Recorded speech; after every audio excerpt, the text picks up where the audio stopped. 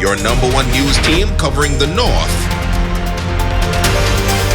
The Bahamas Tonight, Northern Edition. Welcome back. The Grand Bahama Utility Company hitting the streets immediately after the passage of Tropical Storm Isaias to conduct assessments. Executives say that while the plant experienced some damage, they do not expect any major challenges. Megan Shepard reports. Director of Operations at the Grand Bahama Utility Company, Filcher Grant, says that once the company was informed that Hurricane Isaias was making its way toward Grand Bahama, their hurricane preparedness plan was immediately activated. That includes ensuring that we had hurricane inventory stock on island, that we had backup generation in place in case that we needed, and that we had all of our teams assigned to their stations to begin to ride out the storm and be able to respond as we needed them to. And as for how their plan fared during the night, Operations Manager Remington Wilshcombe says they did discover some damage during their assessments. Well, last night was a bit of a rough night for us as the winds picked up and the weather started deteriorating. We took a lot of hits on the system. So as we had power issues and then we saw a lot of weather deteriorating and we'd caused issues in the well fields. We saw a lot of things like fallen trees and debris that caused faults in our well fields. We saw a lot of that happening, but the guys were stationed at the plants to be able to restore power and restore water services as soon as we can. So we're able to ride out the event and keep the water flowing throughout the island. We have activated our hurricane plan. And the first step of that is conducting assessments outside in our well fields and at our plants.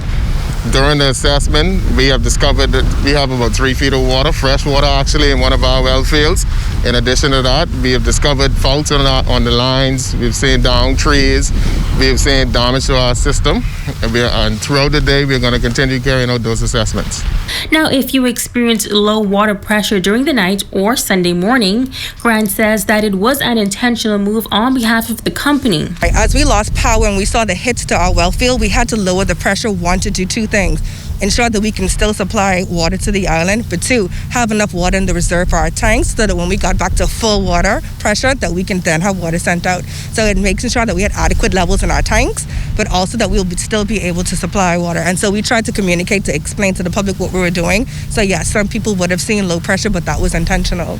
Now, following the passage of Hurricane Dorian back in September 2019, residents could not use the city water for some time due to contamination. And while there was flooding this time around, Grant says that the fresh water will produce a different result. What we saw was fresh water, which is better than salt inundation. So to the contrary, the flooding that we saw that was fresh water is actually beneficial to the water reserves, as opposed to what you saw with Dorian, which was salt water being inundated in our well fields. Now, officials say that the time frame for the restoration of full city water pressure will be determined after additional assessments. Megan Shepard, ZNS Network News. Well, a number of water stations were established following Hurricane Dorian, but those stations were ordered closed in preparation for Hurricane Isaias.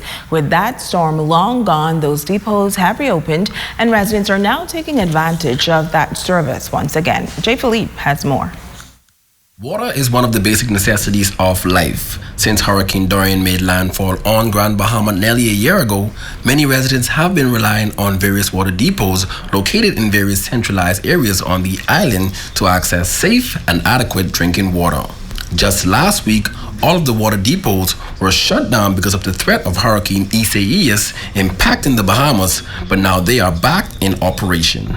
We reopened since the last hurricane that just passed on Monday, which was 2 days ago. People have been, on the first day they didn't know we were open, so it was a little slow on the first day, but thereafter we've been getting our regular crowd back because as long as there's no good water coming to your homes, you need the water to drink, shower, and cook with. According to Evan, working the stations puts him at high risk of contracting the coronavirus. He emphasizes the importance of protecting himself and others by knowing the facts and taking appropriate precautions when assisting persons. We sanitize before and after every person. When they come, they just remove their tops, place their bottles down. We fill up the bottles. We then give them back the bottles. They put the tops on and they take it to their vehicle. If the person's a little more elderly, we would help in that aspect. You can't really expect a older person to take a 5-gallon bottle to their car. So as needed, we help, but we make sure we still sanitize before we take their bottle to the car.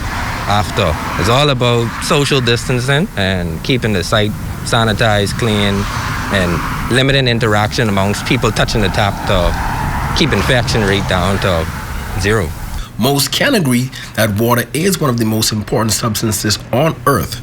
Apart from drinking it to survive, Evan says people have many other uses for water, and that is why it is important to keep the stations replenished. Generally, this is the 500-gallon tank, just one straight 500-gallon tank. The truck comes roughly about twice a day. If it's a slower day, maybe once, but as needed, we can call if the truck needs to come. So if we run through 500 gallons in an hour, when we see it getting very low, we'll call the truck to come, replenish the water, and then continue service as need be. I'm Jay Philippe, ZNS Network News. Stay with us. We'll be back in just a moment.